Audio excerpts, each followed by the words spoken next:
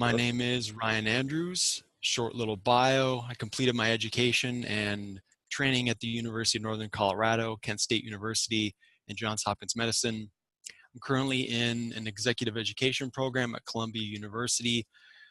Written a lot of different articles in nutrition, exercise, health, and I've authored or co-authored a few books.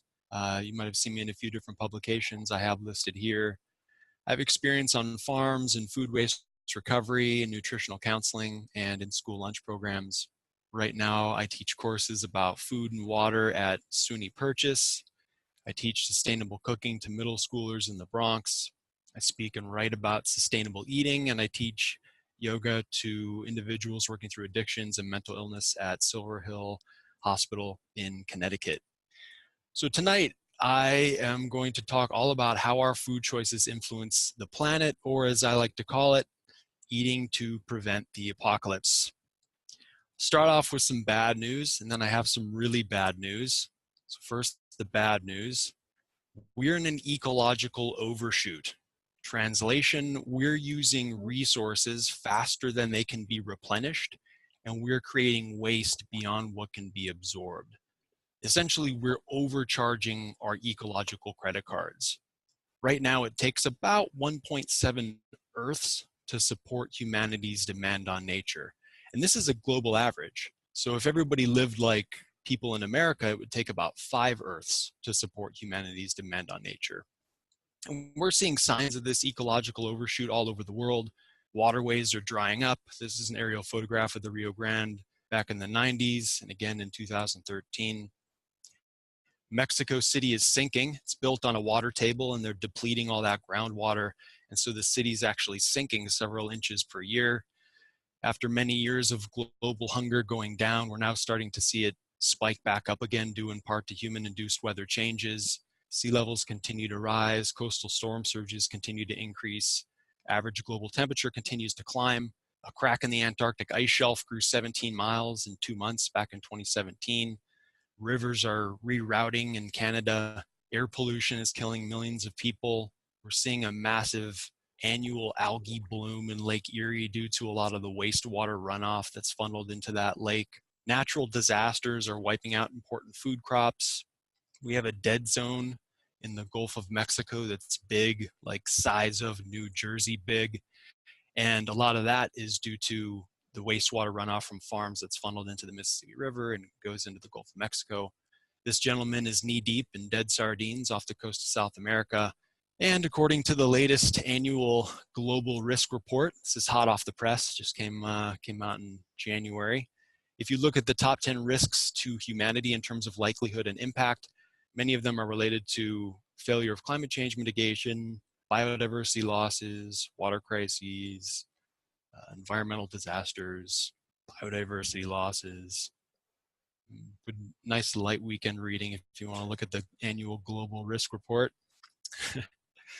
The modern food system is a major driver of this ecological overshoot. 30% of all greenhouse gas emissions are from food production and agriculture. Many of these emissions are being absorbed into oceans, leading to more and more ocean acidification. 30% of all energy use is dedicated to agriculture and food production. 80% of all deforestation is because of food production and agriculture. 70 to 80% of all freshwater use is going towards food production and agriculture. Application of synthetic fertilizers has been pervasive since the mid-1900s, and these are all going to agricultural needs. When we exploit natural resources and the resources on the planet, we end up exploiting the species that reside on it. If greenhouse gas emissions continue at the current trajectory, we'll see sea level rise beyond 3 feet, population displacement, waterborne diseases, food shortages. The World Health Organization estimates that we're going to see about 250,000 additional deaths per year between 2030 and 2050 due to human-induced weather changes. With everything we're doing to air, water, and land, it's no wonder we're seeing major biodiversity losses. And when I speak of biodiversity, I speak of biological diversity, so all the living organisms and species. We need all of those species and organisms around to keep the planet in check. And there's a reciprocal relationship here. So how we go about producing food influences the planet, and now how the planet is changing influences how we can go about producing food. It's predicted that in the coming years, less food will be cultivated, and the food that is cultivated will be less nutritious. So it's both a quality and a quantity thing. When you don't have as much food and it's not as nutritious, it drives up food prices, and you have more and more malnutrition and undernutrition.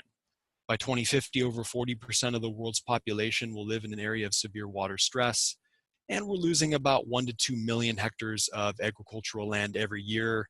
Much of this is due to just degradation of soil, and the big drivers of soil degradation are things like overtilling, overgrazing, and deforestation. An undercurrent with all this is a growing population. There are 218,000 new mouths to feed every day on this planet. We're going to have about 10 billion people when we roll around into 2050. So that's all the bad news. Now, for the really bad news, the vast majority of people have no idea that the food choices they make every day are directly related to everything we just talked about with this ecological overshoot. And the disconnect between people and food production only continues to grow, especially in developed countries. Don't believe me? You must not have seen the surprising number of American adults who think chocolate milk comes from brown cows. This was a survey done back in 2017. 7% of American adults think chocolate milk comes from brown cows. For the record, it does not. We make food choices based on routine and unconscious mental patterning rather than logical thinking. We're bombarded with food marketing and advertising. We don't receive fair education about nutrition and the environment in school. If we do, it's industry funded, so it's skewed. In the end, if a food is affordable, accessible, tastes good, and we won't be ridiculed for eating it, there's a very good chance that we'll buy it and eat it. If I can offer a sliver of good news, it's this: what we buy and eat drives food production. So if we change, the system changes. Consumers play a very powerful role in this equation.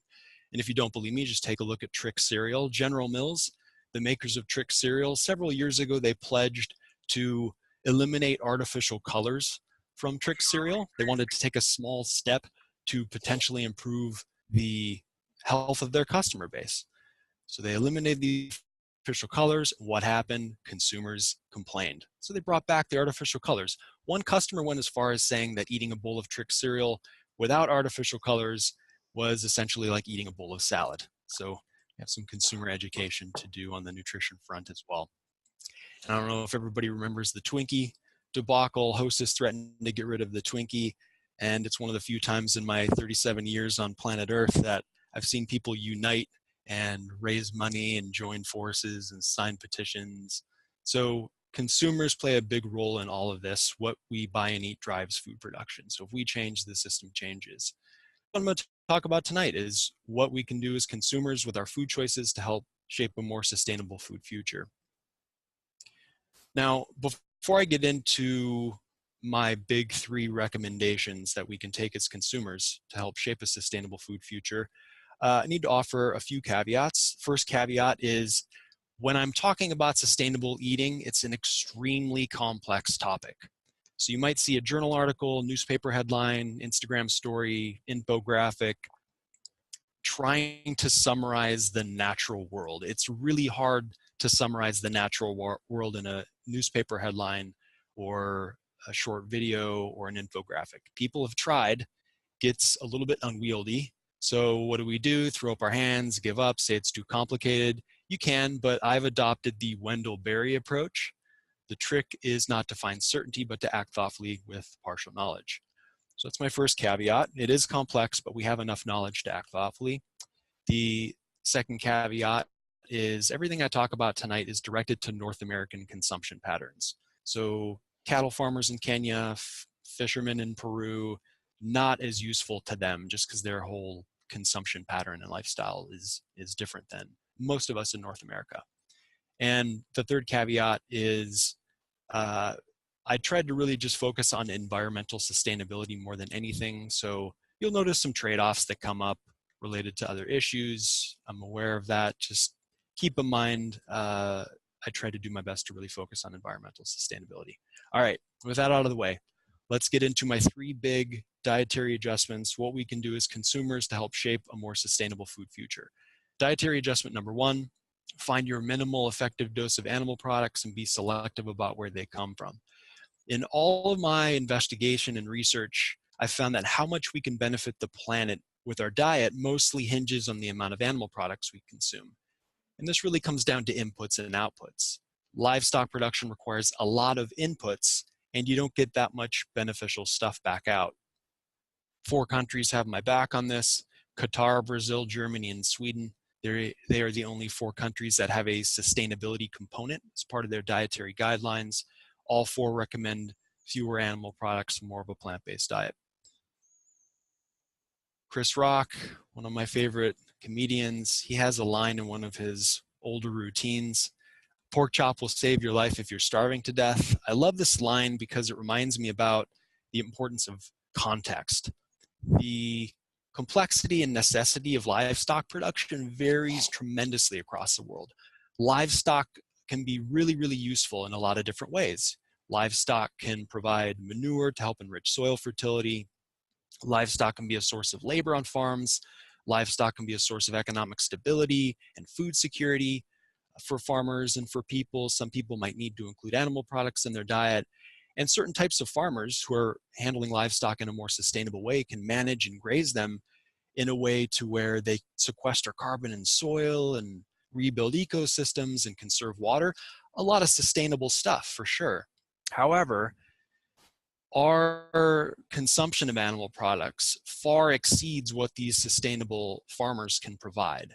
We consume about 181 pounds of meat and fish per person per year in the United States, and about 55 pounds of cheese and ice cream. How does this compare to our bean intake? We consume about 7 pounds of beans per person per year. Now, we could continue eating this exact same amount of meat, fish, cheese, and ice cream and beans. All we have to do is cut the human population in half. We've become dependent on CAFOs, concentrated animal feeding operations, CAFOs.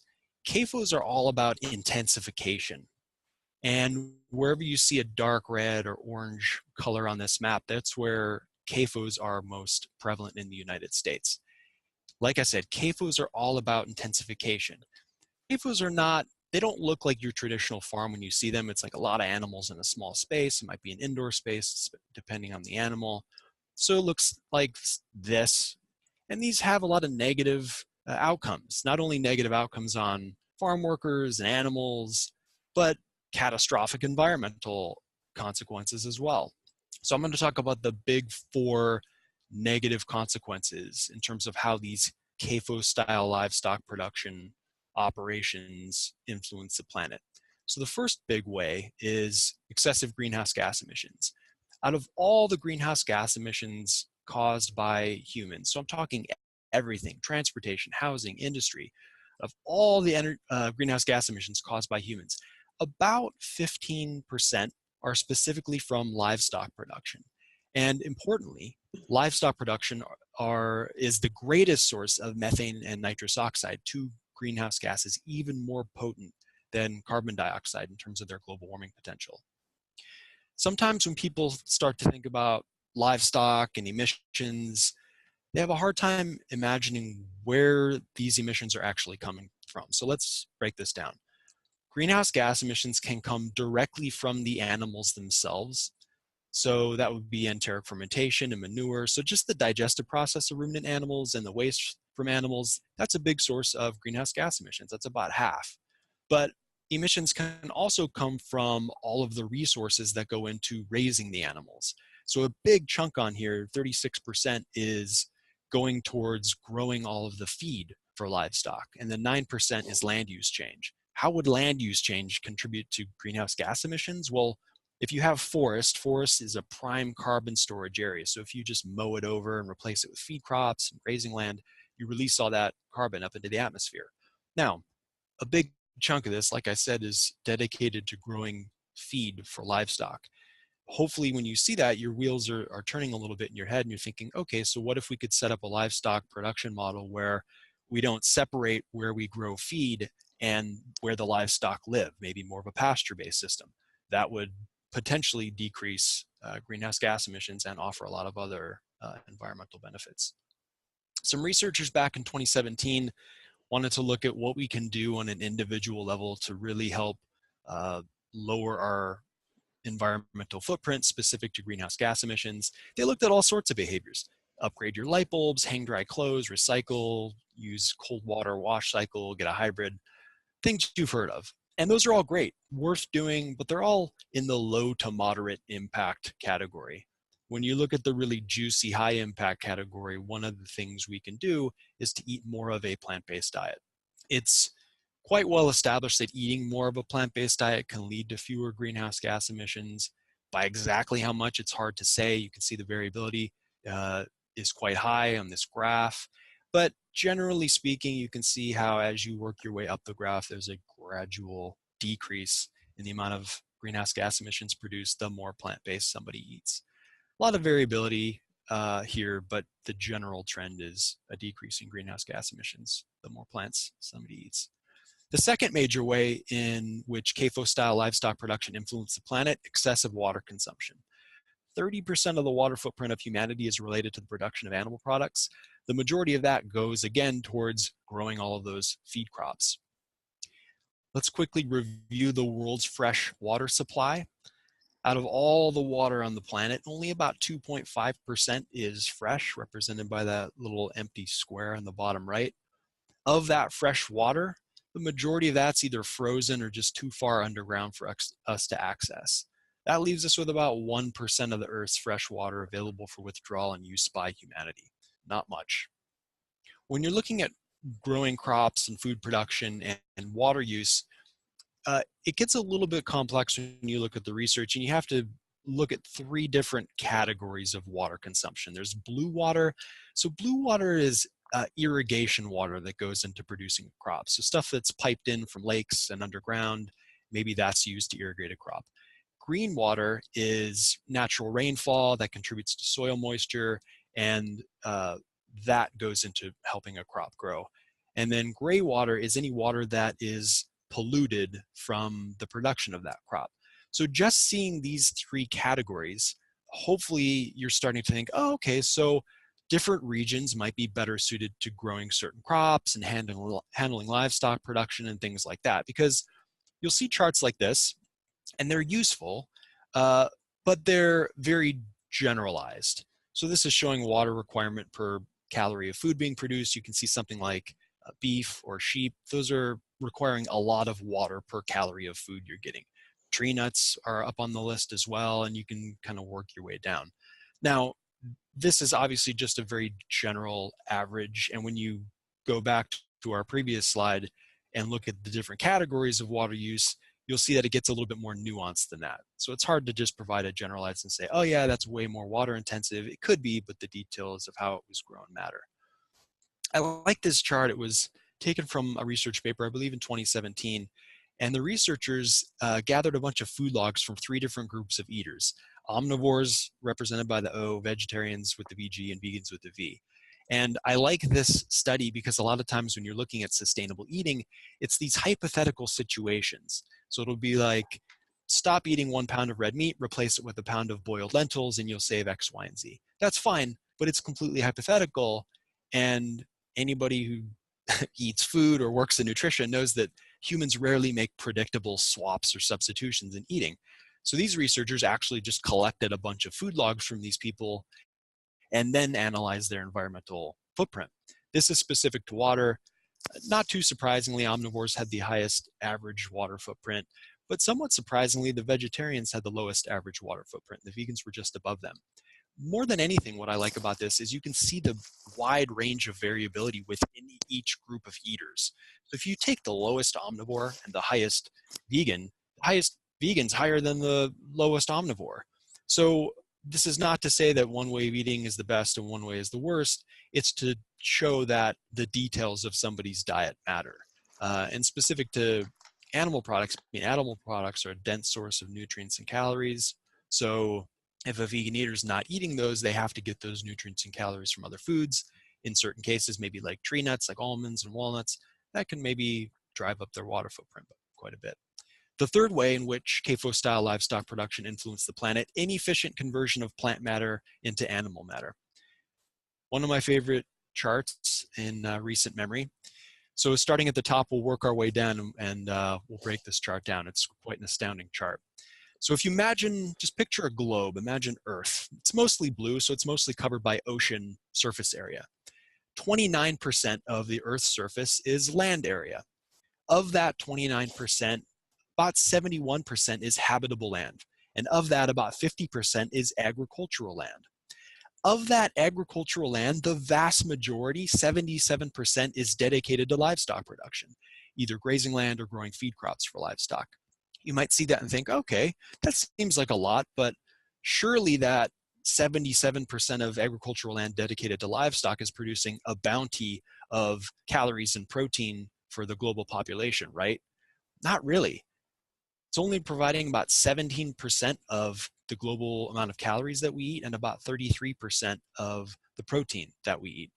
So even though only 23% of agricultural land is dedicated to growing and producing crops, that's still providing the vast majority of the calories and protein that we eat. So this all illustrates the idea that it's somewhat of a losing proposition to feed all of that food to livestock and not get that much back in return. The fourth and final way in which CAFO-style livestock production influenced the planet, they produce an amount of waste that doesn't allow for nutrient recycling. Back in 1970, there were over about 7 billion livestock on the planet. This is more than tripled. In 2011, there were over 24 billion livestock on the planet. That's a lot of animals eating a lot of food and producing a lot of waste. So I'll bring this point home with a nice little farm sketch here. So all of these 24 billion livestock are eating feed. The feed contains protein. Protein contains nitrogen. Out of all the nitrogen that livestock consume, about 90% of that nitrogen is excreted in manure and urine. Now, small amounts of manure and urine on these integrated crop livestock farms, no problem, actually very useful to build soil fertility. But with the CAFO style model, you have a lot of animals in a small space, and that's just too much waste to handle. It becomes a source of pollution. So all that nitrogen that's lost in manure and urine, it's lost into groundwater, surface water. Some of it enters the atmosphere as nitrous oxide, so it becomes a major source of pollution instead of a useful way to build soil fertility. We've come to a time where we need to ask ourselves why we're so reliant on animal products as a source of calories and nutrients when we don't need to be, and it's environmentally damaging to do so. A lot of people resort into tribal thinking, dietary tribalism. We have all sorts of different groups who argue with each other. That's fine. I don't really like dietary tribalism. I don't think it helps move things forward with sustainable eating. I tend to think of this in terms of reckless and responsible animal product consumption. Reckless animal product consumption, it's a little bit easier to identify. I'm looking at some of the items on this slide. KFC Double Down, Pizza Hut Grilled Cheese Stuffed Crust Pizza, Denny's Mighty Meat Lover Skillet. I think we can all agree these are a bit reckless, unnecessary, and excessive when it comes to animal products. Responsible animal product consumption, a little bit more nuanced, a little bit harder to just give a one-size-fits-all, here's what responsible animal product consumption looks like. At the same time, it's nice to have some sort of a ballpark idea of what I'm talking about. Right now, experts say that in order to keep the environmental impact of our animal product consumption under control, we should consume no more than about 3 ounces of meat per person per day. 3 ounces, about the size of a deck of cards, as you can see on the slide. So take a second, think about how that sounds to you. We're all coming at this from a different angle. Some people think 3 ounces sounds like just the right amount. Other people think it's too much. Other people think it's nowhere near enough. And obviously sourcing these animal products from the most sustainable farms would be ideal. Let's say somebody hears some of this stuff about CAFO style livestock and they say, yeah, I'm gonna eat a few more plant foods. Sounds like a good idea. What are some of the most environmentally efficient plant food groups to consume? Tubers like potatoes and sweet potatoes, or roots like carrots, beets, seeds like sunflower seeds, hemp seeds, all the different types of whole grains like millet, sorghum, quinoa. ground nuts like peanuts and legumes like lentils and black beans and pinto beans, split peas. Those are all efficient foods to produce. You get a lot of nutrients, you get a good amount of calories, and they don't have a massive environmental footprint for the most part. In terms of animal foods, eggs are a very efficient food to produce in terms of the nutrients and calories you get for what goes in. Uh, I'd also maybe add mushrooms to this list soon, so stay tuned for that. What about plant-based meats? So plants that have been highly processed to resemble meat from animals. What's the environmental footprint like on those? Generally speaking, they tend to have a lower environmental footprint, but you can come up with all sorts of scenarios where they might not make quite as much sense. Same with non-dairy milks. Generally speaking, they have a lower environmental footprint, but again, the details matter. I mean, you can come up with scenarios where there might be a local pastured dairy option versus conventionally grown tree nuts from an international source, and then all of a sudden it doesn't make quite as much sense to have a non-dairy milk. Quick note on seafood before I get to my second dietary adjustment. Out of all the wild fish stocks, about 90% are either fully fished or overfished. What has led to this situation? Well, more people eating more fish. Seafood is one of those foods that offers a lot of personal health benefit in terms of the protein and fatty acid makeup, but at the same time, if more people are eating more fish for the health benefits, it leads to some potential strain on these wild fish stocks. Another big issue is we don't really diversify our seafood very well in the United States. There are over 1,700 edible seafood species. We rely on about 3: shrimp, salmon, and tuna. Those are the big 3 types of seafood we eat. So if we can do more for diversification, that could potentially help with keeping seafood a little bit more sustainable. In response to this wild fish exploitation, we are seeing more fish farming or aquaculture. Back in 1954, barely any fish that we were eating came from fish farming or aquaculture, but now it's about half of all the fish we eat from fish farms. Fish farms offer some pros and cons. You have to look at them on a case-by-case basis. Some are doing some good things for the environment, some not so much.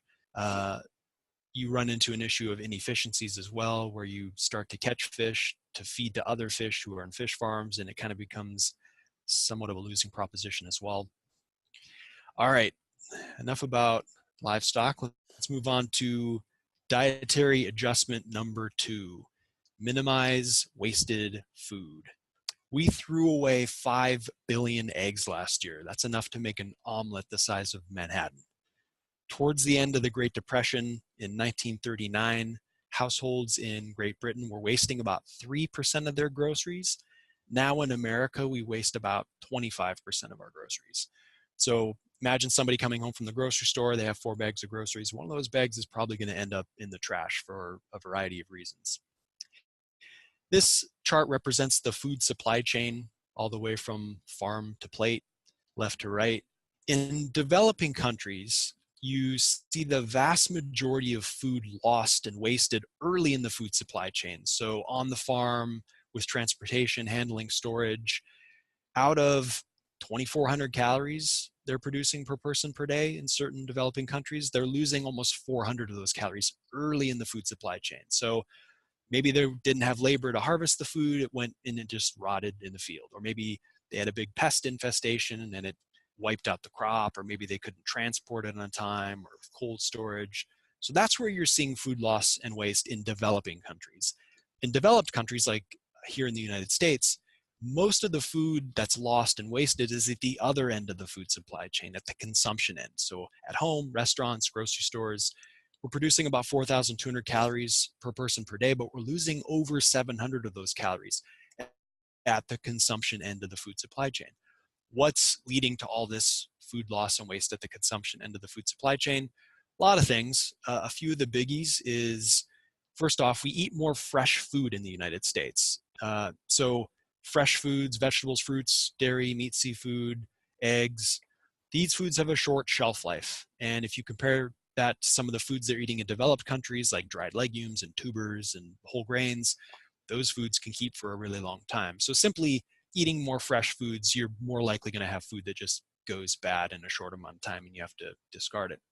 Another big factor is confusion around best by dating. So foods in the US, if they come in a package, they'll have this date that says used by or best if you used by or something like that. There's a lot of confusion about what those dates mean. Is it a freshness thing? Is it a safety thing? So some people might just see the date and get worried and throw the food away. And another big issue is uh, we just don't eat as many leftovers as we used to eat in America. I suspect a big part of this is in America, just not as many people are working in agriculture.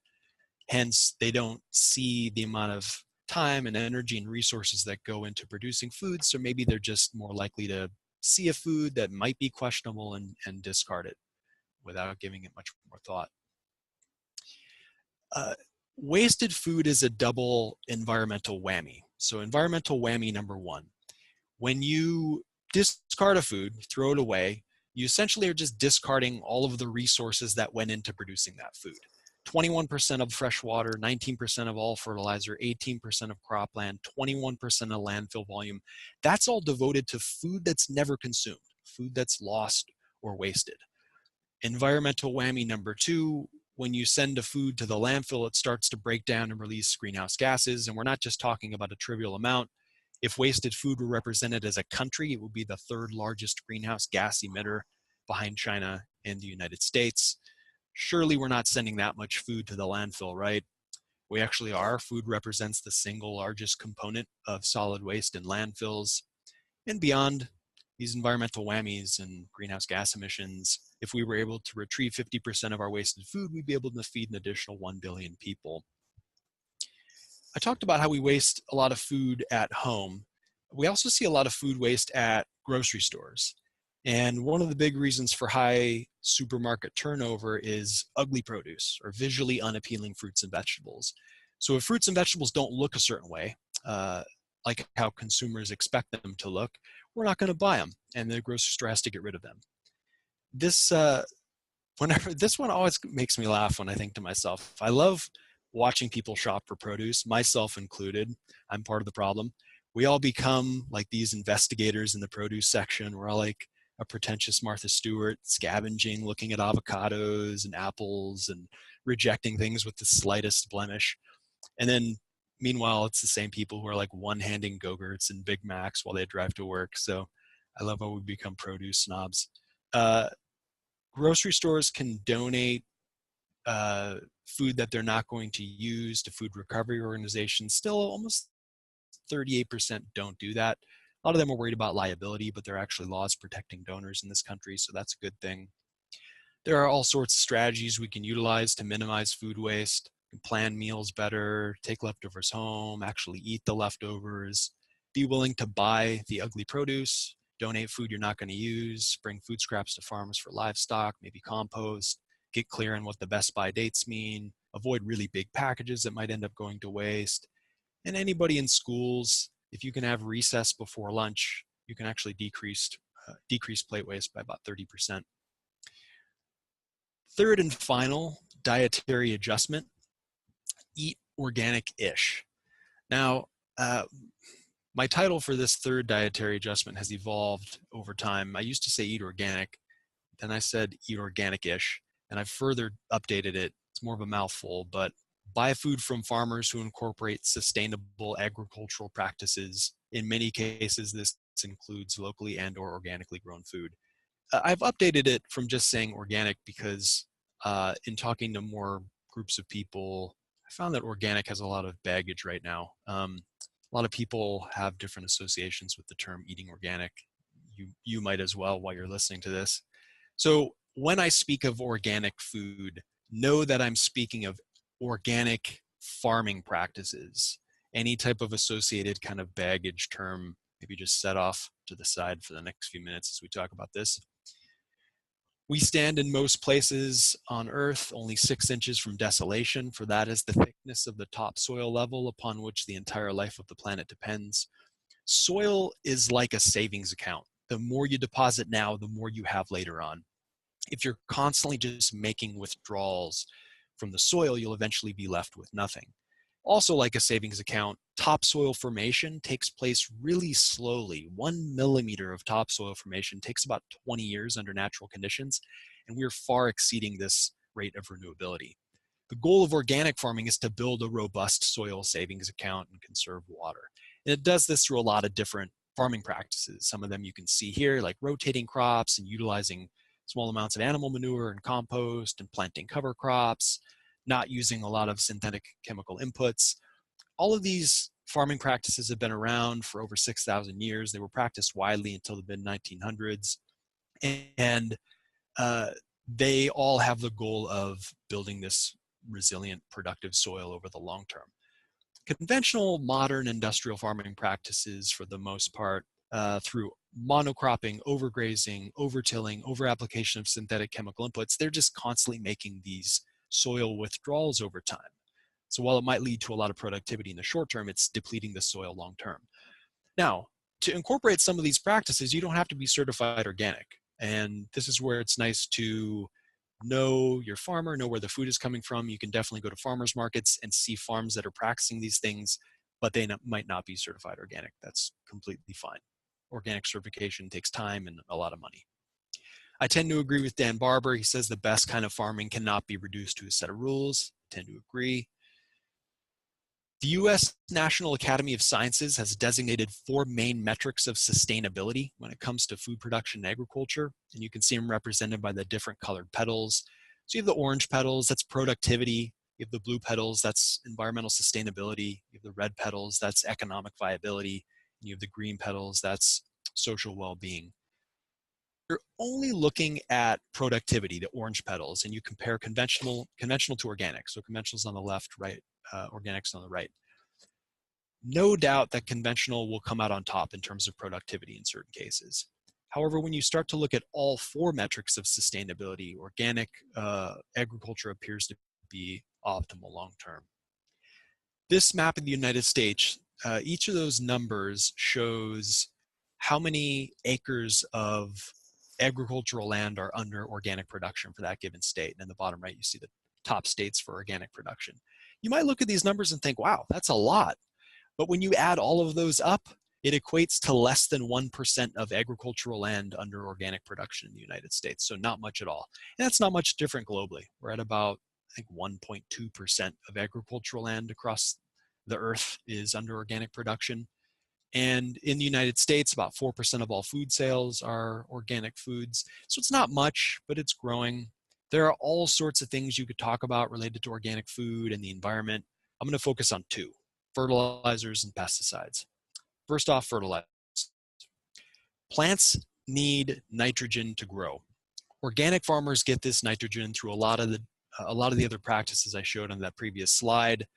Organic farmers plant cover crops like legumes, the same legumes we eat.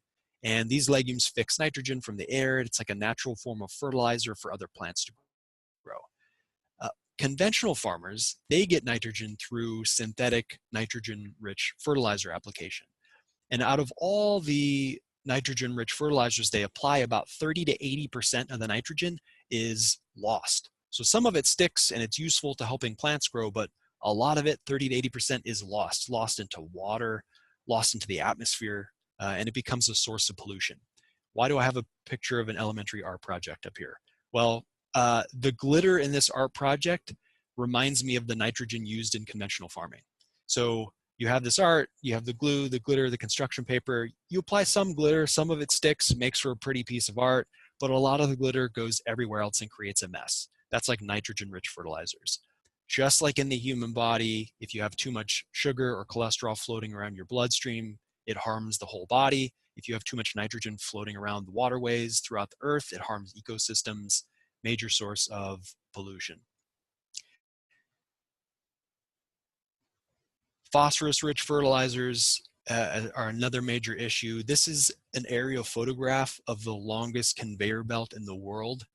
It's that diagonal line going across. 61 miles. It's 61-mile conveyor belt stretching across the Sahara, going to a port near the Atlantic Ocean, and it's transporting phosphorus. Much of it is going to become phosphorus-rich fertilizer. Phosphorus is a finite resource. When we are out, we're out. And experts estimate that we're going to be out in about 50 to 100 years. The US is a major consumer of phosphorus for these fertilizers. Much of it goes to growing the livestock feed crops.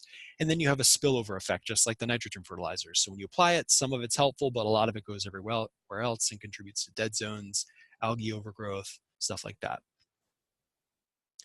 Second, pesticides. Pesticides used to manage pests, all sorts of pests, fungi, insects, weeds. When you apply pests, it's hard to target one individual pest. You apply a pesticide and it goes everywhere else. It can enter soil, it can enter the food, it can enter water, livestock, us. They've applied so many pesticides in certain parts of China, they now have to pollinate by hand. That's what this picture is. It's a farmer pollinating by hand because pesticide overuse is a major issue for the decline in pollinator populations. And pollinator populations, I know sound very boring, but they're extremely important to the future of food. 1 out of every 3 bites we take is dependent upon pollinators. Organic agriculture, they don't just dump a bunch of pesticides on. They use other chemicals that are definitely not perfect, to have downsides as well, but they also use other techniques to manage pests that appear to be a bit more sustainable long term. I have one slide on genetic engineering. Genetic engineering, genetic modification of food, extremely complex. Could be an entire course or presentation. I'm just going to give you one slide with 2 things to consider. So thought number 1 for genetic engineering. The 2 big food-related genetically engineered crops in the United States, you can see on the slide, soy and corn. Why are we planting so many acres of genetically engineered soy and corn? Is it because of our insatiable appetite for homemade tofu and polenta? No. It's because of our insatiable appetite for animal products, SUVs, and highly processed foods. So a lot of these soybeans and the corn will eventually become either livestock feed or biofuels, or it'll just be modified to become like soybean oil or maltodextrin or high fructose corn syrup, something like that. So that's the first big thought to consider. It's just, why are we even planting so many of these acres anyways? The second big thought is, what are the vast majority of these soy and corn seeds being genetically engineered to do? Are they being genetically engineered to taste better, to be more nutritious, to be drought resistant? No, they're being genetically engineered to withstand direct pesticide application. Right now, when you look at what we're trying to do, we're trying to grow food for a growing population that's nutritious in a sustainable way. Right now, genetic engineering doesn't seem to be helping very much with that. I wouldn't put it in a corner and call it bad. I like to look at what a technology is being used for and then consider whether that's good or bad. Maybe you've heard of golden rice. That's genetically engineered rice that contains more vitamin A. They use that in certain parts of the world to help prevent reverse malnutrition. Love that idea. I'm all in favor of that, 2 thumbs up. But when you start to use genetic engineering, like here in the US, just to keep livestock products cheap and for highly processed food additives, I'm not as excited about that. Quick note on local food. A lot of people think of local food and they think, oh yeah, this is great, fewer transport miles. That's a really big benefit. When you look at greenhouse gas emissions by supply chain stage, specific to transport, the middle of this slide, only about 11% of a food's greenhouse gas emissions come from transportation. Most of it's going to come from the production side of things. So I don't get overly excited about local food because of the transportation thing. I get excited about local food for a lot of other reasons. Some of them listed here. Local farmers grow a nice variety of foods. They generally have more sustainable growing practices. They can utilize food scraps. They manage livestock in a more sustainable way. You can support the local economy, be connected to food, might be more nutritious and taste better. A lot of good reasons to buy local food. I won't go over the downsides because it'll create more confusion than anything right now. Generally speaking, local food's a pretty good idea, but there are trade-offs. One honorable mention, I actually have 3 honorable mentions, but I'll roll through these. I don't want to take up too much time. These are definitely not as important as the first 3 adjustments I talked about, but they're worth mentioning. Variety in our diet actually has some environmental benefits. I know a lot of times we think of eating a wider variety of foods and we think, yeah, that offers some nutrition benefits for us, and it does. But it also offers some environmental benefits. I can illustrate the terrible job we do with dietary variety by this chart. So out of all the vegetables we eat in the United States, half of them are from two two vegetables, potatoes and tomatoes. That potatoes and tomatoes make up half of our vegetable intake. Now, the two big environmental benefits of more dietary variety. Number one, pollinators. I talked about pollinators earlier, but when you have a diversity of plants growing, it supports a diversity of pollinators. The other big benefit is for soil. So when you have a lot of different plants growing, it's really good for soil health. Minimizing palm oil use could also be of benefit. This is a very complex topic as well. I won't get into the weeds with it, but there's a good chance you've had palm oil in the last 24 hours. It's in over half of all processed foods. And it's an extremely productive crop, which is nice, but the rapid expansion of the palm oil plantations has led to a lot of pollution and other environmental problems, farm worker problems, animal welfare issues. So something maybe to investigate if you're interested at some point. One other, and if you're interested with the slides too, I can send these to Kevin. There's a few general recommendations here. And the final honorable mention will be just to reduce food packaging plastic. Plastic's becoming more of an issue, and it's worth considering. And I have some general recommendations on how to minimize that. So my big takeaways: find your minimal effective dose of animal products, be selective about where they come from, minimize wasted food, buy food from farmers who incorporate sustainable agricultural practices. In many cases, this includes locally and or organically grown food. Eat a wider variety of foods, minimize palm oil use, and reduce food packaging and plastic. And I'll leave you with a big kind of meta thought related to all this. First, a quote: how we produce and consume food has a bigger impact on Americans' well-being than any other human activity. I agree. So I worked in nutrition counseling for about 10 years. And over that 10-year period, probably the most common thing I heard from people was, Ryan, I don't have the willpower to eat healthy. I just don't have the discipline or the willpower. And I thought about this over that decade many times. And I think that oftentimes in the United States, when we're making food changes, it's often very much rooted in self-interest. And I think a degree of that is okay. But when we're hyper-focused on our own self-interest, we start to have blinders to everything else going on. So I think there's something in the US that we're not taking advantage of when it comes to dietary change, and that's thinking about making changes with the greater good in mind. So if you just think about, as humans, what we do with the greater good in mind. Think about all the things we do. We might help somebody cross the street, open a door, volunteer, donate blood, rescue a dog in a storm. These are all things we do, and we don't do them for money or status, and they don't require like this ironclad willpower. We do those things because they align with our bigger than self goals, goals beyond our own self-interest. And it's those kind of goals that are really powerful for self-transformation. So something to keep in mind when it comes to dietary change, something that a lot of people struggle with. All right, I'll wrap up there, and think that does it. I think that's, I feel pretty good about the last 50 minutes. That was awesome. Thank you so much. Especially the food waste facts, where I wasn't as familiar with the impact there. So that was unbelievable. Thank you, Ryan.